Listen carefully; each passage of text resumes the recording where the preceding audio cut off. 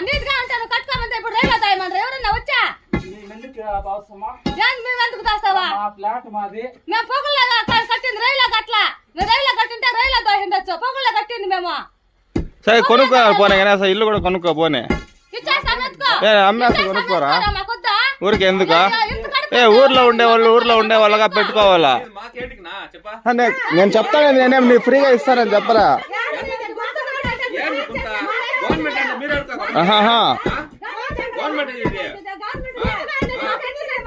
Government మాకు ఇచ్చింది కాబట్టి మేము వచ్చినామా గవర్నమెంట్ మాకు ఇచ్చింది కాబట్టి మేము వచ్చినామా మీకు విఆర్ అట్లా చెప్పినారో మాకు అట్లా చెప్పినారో సరే సరే విఆర్ఓ రైల్లో తప్పమన్నాడా ఎవరైనా కానీ రైల్లో తప్పమన్నాడా రాత్రిలో తప్పమన్నాడా విఆర్ఓ కానీ ఎవరైనా కూడా కానీ ఏ రైలు పక్కన ఊరంతా తెలుస్తుంది కదా ఎవరు గారు చెప్పేవాళ్ళ చెప్పు చెప్పి కూలోళ్ళు పిలిపిస్తాము కట్టేటప్పుడు కూడా రమేష్ కూడా వచ్చిన్నాడు వాళ్ళ నాయన వచ్చిండ్రే ఎప్పుడు పొగలోనే కట్టింది అంటే మీరు ఇచ్చేయండి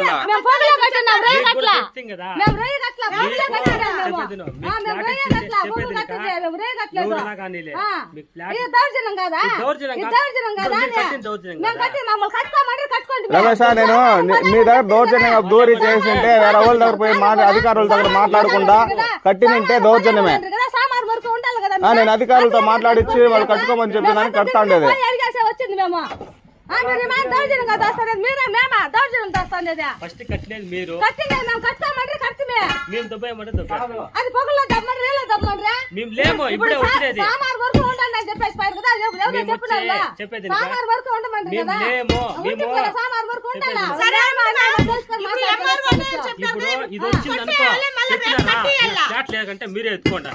ఇప్పుడు దొబ్బేసిన తర్వాత రమేష్ దొబ్బేసి కాదు నువ్వేమన్నా ఉంటే కట్టుకున్న తర్వాత నువ్వు మళ్ళీ ఇంకొచ్చి నువ్వు లేపు చెప్పి లోడ్ నేను ఆ రోజు కూడా చెప్పినా నీ పాటికి నేను వదిలేస్తానని దొబ్బేసి చేయడం పద్ధతే కాదు రమేష్ చదువుకున్నావు కొంచెం అర్థం చేసుకోవాలి ఇప్పుడు నేను ప్రతి ఒక్కరితో గోళ్ళు కట్టినప్పుడు అప్పుడు కూడా పిలుచుకొచ్చేది నువ్వు మొత్తం గోళ్ళు ఎక్కిన తర్వాత ఎందుకు పిలుచుకొచ్చి చేసేదా కట్టుకోమని చెప్పారు ఈఆర్ఓ అని ఎంఆర్ఓ అందరూ కట్టుకోమని చెప్పింది ఇప్పుడు రైలోనా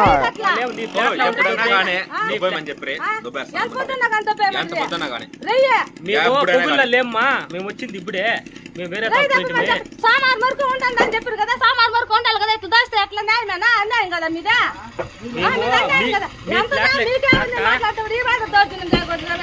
మీ ఫ్లాట్ లకు వచ్చి ఇప్పుడు ఇంటి పక్కన ఎవరికి లేదా జాగా నాకు ఉదానికే వచ్చాయి సామాన్ వరకు ఉండమని చెప్పారు కదా మేము పోయింటమ్మా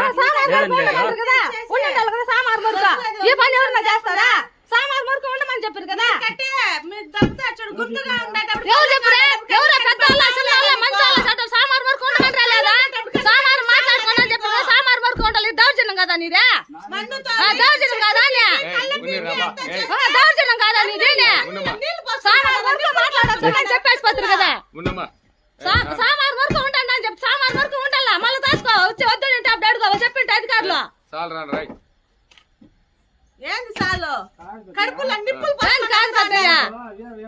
ఏం చెప్పా సామాన్ వరకు ఉండండి అని చెప్పేసి పత్ర చెప్తే లేదా నువ్వు కూడా చెప్తున్నా మేము రైల్లో వచ్చి మాట ఆపడుతున్నాడు కట్టే కిట్లా దోహేసిపోతుంది ఇంత దౌర్జన్యం పనికిరాదు ఒక ఆడబిడ్డ కడుపు మీద కొట్టేది ఉసారం అనేది మంచిది కాదు నీకు కూడా కూడా నాడ పుట్టింటావు నీ కడుపు ఏం కొట్లా మేము గుర్తుగా బట్టి దొలకండి అంతా చేసి ఈ మాట చేస్తా ఉంటే న్యాయమేనా సామాన్ వరకు సామాన్ వరకు ఉండాలా ఏమొచ్చి రైలు వచ్చి దమాదమాని కొట్టేది ఇది పద్ధతి కాదు ఇది పద్ధతి కాదు సామాన్ వరకు అని చెప్పి మంచి సామాన్ వరకు ఉండండి ఉండాలి నువ్వు. ఆహా, సామాన్ కొనుక్కొని ఉండాలి. ఇది కాదు పద్ధతి. మేము ఇచ్చిన ఫ్లాట్ కట్టుకోవాలి. రమేష్ నేను ఆ రోజు ఏమన్నా నీ దగ్గర ఉంటే చూపించు, నేను వదిలేస్తానని చెప్పిన. ఉంది నువ్వు ఎత్తుకొచ్చి ఒరిజినల్ ఎత్తుకొచ్చి చూపించు. ఉంది అంటే ఎట్ట చెప్పేది నువ్వు? ఉంది యాడ్ చూపిస్తావా? సెల్ లో చూపించేస్తా అయిపోయినా. సామాన్ కొనుక్కొని సెల్ లో ఉండాలి చెప్పి. చూపించేస్తా అయిపోయినా. సామాన్ నువ్వు దాచేస్తే ఎట్లా నువ్వు? ఈసీ డౌన్లోడ్ చేసుకోవాలి, ఈసీలో చూపించాలా? నేను చూపినా అన్నీ అదే వచ్చేస్తాయా? అది ఏ ఈవీఆర్ఓ చెప్పినా నేను చూస్తాలే.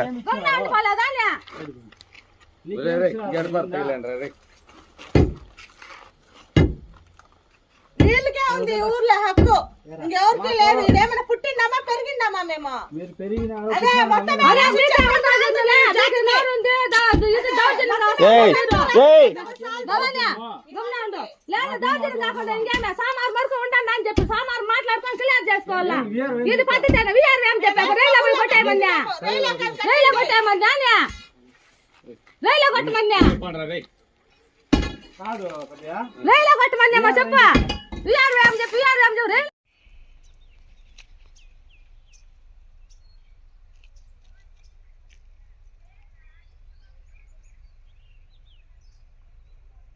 దగ్గరికి వాళ్ళ దగ్గరికి పోయి సరఫరా చదువులతో కలిసి మాట్లాడుకొని కట్టుకోండి. ఎంఆర్ఓ దగ్గర అంతా పోతే మీరు పెద్దవాళ్ళ దగ్గరికి పోయినారమ్మా, మీరు కట్టుకోండి మీదే అని చెప్పి మేము కట్టుకుంటే 10 రోజులకు ముందు కూడా 3 వర్షాలు 4 వర్షాలు తోసేశారు.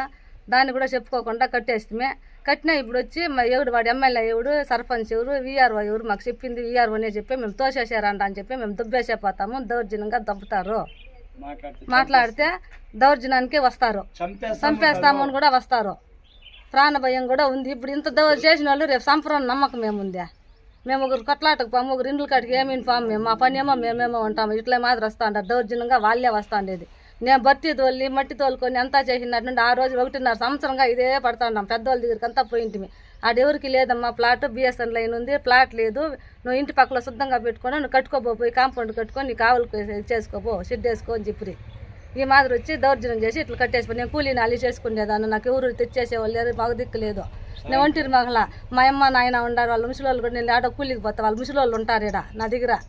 వాళ్ళకి కూడా ఎవరు సూర్య కానీ ఎక్స్టెన్షన్స్ కనేసి ఇక్కడ మాత్రమే లేదు సార్. ఊర్లో ఉన్న కాలనీలో, జగన్ కాలనీలో, జగన్ ఇచ్చిన దాంట్లో అందరూ ఇండ్ల కాడ కొంచెం ఎక్స్టెన్షన్ అనే ప్లేస్ అనేది ఉంది సార్. వాళ్ళకి అప్పుడు గవర్నమెంట్ చెప్పినట్టు కూడా కొంచెం ఎక్స్టెండ్ చేసుకున్నారు. మేము మాత్రం ఏర్పాటు చేసుకున్న గవర్నమెంట్ ప్రకారం ఎందుకు మళ్ళీ కొట్టడంలే, ఇక్కడ ఉండేది ఉంటుంది, అట్లా పశువులు ఉన్నాయి వాటిని కట్టుకుందామని చెప్పి ఏర్పాటు చేసుకుంటే ఇది ఫ్లాట్ అని చెప్పి వాళ్ళే వచ్చి దౌర్జన్యంగా వచ్చి చేస్తున్నారు సార్. వస్తే మాది మరిమాకనపల్లి టీ ఒడ్డు గ్రామం. నాకు పక్కల జగనన్న కాలనీ ఇల్లు ఇచ్చిండారు. నాకు ఇల్లు అంతా ఏమి లేదు, వాళ్ళు ఇచ్చిందే దాన్ని కట్టుకోన్నాను. పక్కలో కాలిస్తాము. మాకు ప్లాట్ ఇచ్చినప్పుడైతే ప్లాట్ లేదు అని చెప్పారు. గుంత కళ్ళ చెట్లంతా ఉండింది. అది సర్పంచ్ అని చెప్తే అడిగితే మీరు భర్తీ చేసుకొని ఏమీ లేదమ్మా, నువ్వు భద్రపరుచుకో, నువ్వు ఆ కాంపౌండ్ కట్టుకొని ఒడ్డు గదన పెట్టుకుంటే నీకు బాగుంటుంది చేసుకో అని చెప్పా. మళ్ళీ నేను భర్తీ తోలినాటి నుండి 1.5 సంవత్సరంగా నాది ప్లాట్, ఇది నా ప్లాటు, నా స్థలము అని దౌర్జన్యానికి కట్రాయిలంతా దించేది వచ్చేది. మళ్ళీ వచ్చి మళ్ళీ రాత్రి 9 గంటల 8:30 నుండి 9 వరకు గోడ రాత్రి నైట్లో వచ్చి ఎవరు చెప్పాను నేను తోస్తాను అని చెప్పి గడ్డపారలు ఎత్తుకొని వచ్చి 3-4 వచ్చి తోసి మాకు రేపు ప్రాణం కూడా గణేష్ రమేష్ వాళ్ళు కూడా ఎవరో గుళ్ళోడు 3 వాళ్ళ అన్న తమ్ముళ్ళు వచ్చి మాట్లాడితే మళ్ళీ అది వీఆర్ఓ చెప్పా మేము తోస్తాం సర్పంచ్ వాడేవాడు చెప్పేదానికి మీకు మా స్థలము మా ప్లాటు అనేసి వచ్చి అడ్డం వస్తా ఉంటే కూడా గడ్డపాట తగులుతుందా లేదని కూడా లేదు, అట్లా వేసి లాగి కొడతా ఉంటారు వాడిని. మాట్లాడితే సంపాదింటికి కూడా ఉంటారు. మాకు ప్రాణాల భయం కూడా ఈ ఊర్లో బ్రతకాలని కూడా లేకుండా అయిపోతా ఉండదు. అంత దౌర్జన్యానికి వస్తూ ఉంటారు. ఇన్నేళ్ళుగా ఉంటే మేము ఎవరు రాలే మాది మా పైకి. ఇప్పుడు ఏమైనా చేస్తూ ఉన్నారు. మాకు భయంగానే ఉంది ఉండాలంటే. మీరు అధికారులు వచ్చి వీఆర్ఓ పేర్లు చెప్తా ఉన్నారు. కొట్టమంటారా ఎవరన్నా? కొడతాము అంటా ఉన్నారు. దానికి సంబంధించిన అధికారులు స్పందించి పక్కన గ్రామ పంచాయతీలో ఉన్న పెద్ద సర్పంచులు అందరూ వచ్చి దీనికి సంబంధించి న్యాయం చేయాలని కోరుకుంటున్నాం సార్. తన పేరు భారతి, నేను మా అమ్మ, నా పేరు వచ్చి అనిల్ కుమార్ సార్. నేను ప్రైవేట్ ఉద్యోగం చేస్తున్నాను, డేటా ఎంట్రీలో చిన్నగా పార్ట్ టైం చేసుకుంటూ గవర్నమెంట్ ఉద్యోగం కోసం ప్రిపేర్ అవుతున్నా. కాకపోతే ఇక్కడ ఉన్నవాళ్ళు మా ఇంట్లో వాళ్ళు నేను పనికి పాటుకు బయట వెళ్ళిపోతున్నా అంటే ఇక్కడ మా అమ్మ మా అవ్వ మా తాత మాత్రమే ఉంటారు. ఇంకెక్కువ ఎవరు చూసే వాళ్ళు కూడా ఎవరు లేరు. ఇక్కడికి వచ్చినారంటే వాళ్ళు నైట్లో 9 గంటలు 10 గంటలు రాత్రిలో వచ్చి గడ్డపారలు తీసుకొచ్చి తాగేసి వచ్చి మా మీద ఇది చేస్తే అటాక్ చేసి ఇట్లా చేస్తే ఏం దానికి ఎవరు సార్ రెస్పాన్సిబిలిటీ? ప్రాణం ఎవరన్నా పోతే దానికి ఏం రెస్పాన్సిబిలిటీ ఎవరు ఉంటారు సార్? దీనికి సంబంధించి ఏమైనా ప్రభుత్వం ఉండి రియాక్షన్ తీసుకొని దీని మీద యాక్షన్ ఎవరి మీద ఉందో చూసి నాకున్నటువంటి డాక్యుమెంట్ షెడ్యూల్లో కూడా నాకు ఏ విధంగా ఉందో తూర్పున ఏ సైట్ ఉంది పశ్చిమం లేదుందో ఆ విధంగానే ఉంది. ఇక్కడైతే సైట్ అనేది చూపించి మెన్షన్ చేయలేదు సార్. నేను దాని వాల్యుయేషన్ వేసుకోవాలన్నా కూడా నాకు భవిష్యత్తులో ఏదైనా చేసుకోవాలన్నా కూడా ఒక అందుకని ఉండాలి. ఇక్కడ ఏదో ఒకటి ఆవులు పాడు కట్టేసుకుందామనేసి ఒక 10 అడుగులు జాగాని జస్ట్ ఊరికే సర్దుబాటు చేసుకునే దానికోసం ఇక్కడ గోళ్ళు మాత్రం ఏర్పాటు చేసి పెట్టుకున్నాము. అయినా కూడా వచ్చి నైట్లో 10 గంటలకు వచ్చి గడ్డపారలు తీసుకొచ్చి దొబ్బుతా అంటే ఆపండి అని చెప్తే కూడా మా మీదకి వచ్చి గడ్డపారతో పొడిచేలాగా చేస్తే మేము ఇంకెక్కడికి వెళ్ళాలి సార్. దీనికి సంబంధించిన అధికారులు వచ్చి దయచేసి స్పందించి దీన్ని క్లియర్ చేయాలని కోరుకుంటున్నాం సార్.